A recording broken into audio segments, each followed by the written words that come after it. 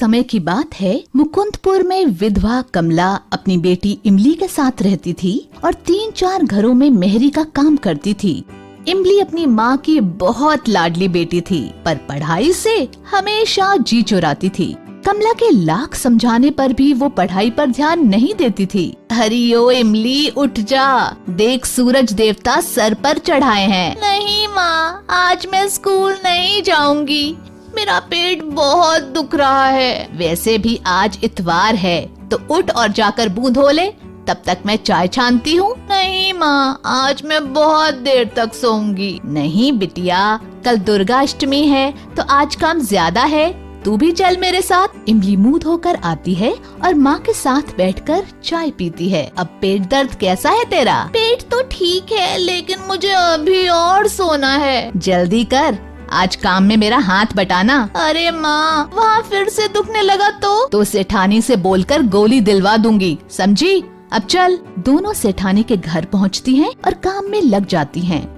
इमली, तू झाड़ू निकाल दे, तब तक मैं बर्तन मांजती हूँ। झाड़ू निकालते हुए जब इमली रसोई के सामने आई तो उसके नाक में एक अजीब सी खुशबू समाने लगी।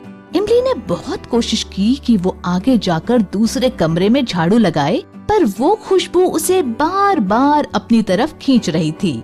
वो सोच रही थी ये किस चीज की खुशबू है। वो थोड़ी आगे गई, लेकिन 1 मिनट बाद ही झाड़ू हाथ में लिए वापस आकर किचन के दरवाजे पर खड़ी हो गई, जहां मालकिन अपनी बिटिया को जबरदस्ती हलवा खिलाने की कोशिश कर रही हैं। आहा, याद आया, ये तो खसखस के हलवे की खुशबू है, ठीक वैसी ही जैसे एक बार माँ ने बनाया था जब मैं बहुत बीमार पड़ गई थी।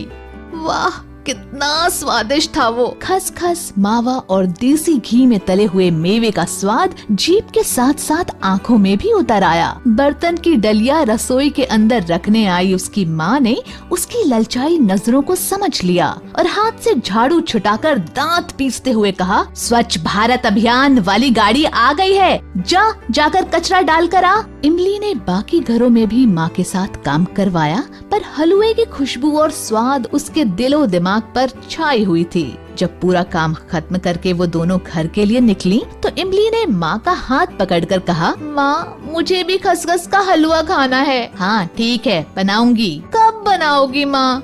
आज नहीं, पर बनाऊंगी जल्दी। पर मुझे तो आज ही खाना है। मेरी अच्छी माँ, आज बना दो ना। अरे पागल है क्या, पता है खसखस कितना महंगा आता है। माँ बना दो ना हलवा, बहुत मन कर रहा है। तो जीभ में चिकोटी काट ले। मालकिन कितनी अच्छी माँ है, देखा नहीं कैसे मना करने पर भी बीवी जी को अपने हाथ से खिला रही थी। तो वो हर बात मानती है मालकिन की। आज से मैं भी तुम्हारी हर बात मानूंगी, बस हलवा बना दो ना माँ। पर तुझे क्या जरूरत है खसखस के हलवे की, वो मेहनत करती है। मैं भी तो करती हूँ मेहनत। वाह री इमली, तू क्या मेहनत करती है, मैं भी तो सुनूं जरा। क्यों? हर इतवार को तुम्हारे साथ जाती हूँ ना काम पर। वो दिमाग चलाती है, हमेशा फर्स्ट आती है स्कूल में, समझी? आज से मैं भी पढ़ूंगी और फर्स्ट आऊंगी, तब तो बना दोगी ना? हाँ, लेकिन जब फर्स्ट आकर दिखाएगी तब। अब इमली को आस बंधी और वो वाकई बहुत मेहनत करने लगी। इधर माँ के अंदर बेटी को खसखस का हलवा खिलाने की इच्छा जोर मारने लगी। दशहरा और दीपावली के कारण उसे कुछ साफ सफाई का भी काम मिल जाता, लेकिन कुछ दिनों से उसकी तबीयत कुछ खराब रहने लगी। उसने सोचा लगातार और ठंड में काम करने का असर है। रोज बुखार के कारण वो दिनों दिन कमजोर होती जा रही थी। 1-2 बार सोचा भी कि दवाई ले लूं, पर फिर सोचती कि हलवे के लिए पैसे कम पड़ जाएं, तो किराने की दुकान से दर्द की गोली ले लेती बस। धीरे धीरे दीपावली पास आ रही थी। कमला ने इमली की मेहनत देखकर तय किया कि इस दीपावली हर हाल में इमली को खसखस का हलवा बनाकर खिलाएगी, चाहे कुछ भी हो जाए। कल तो दीपावली ही है, आज पैसे भी मिल गए। आज ही सुखी लाल की दुकान से हलवे का सामान लेती जाऊंगी। आज ही तबीयत ठीक नहीं लग रही, कहीं ज्यादा बिगड़ गई तो कल दुकान पर ना आ पाऊंगी, और इमली को फिक्र ही कहाँ है।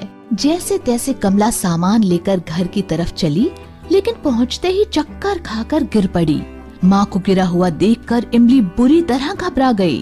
वो रोते हुए कंपाउंडर चाचा के पास गई और उन्हें पूरी बात बताई। कंपाउंडर चाचा भले मानस थे, फौरन दवाई का डिब्बा लेकर इमली के घर चले आए। अरे इमली, अभी तो मैंने एक इंजेक्शन लगा दिया है, लेकिन ये दवाइयाँ भी बहुत जरूरी हैं। कल जरूर ले आना। हाँ चाचा, ठीक है। ये लो पर्चा, अपनी माँ का ध्यान रखना। चलता हूँ।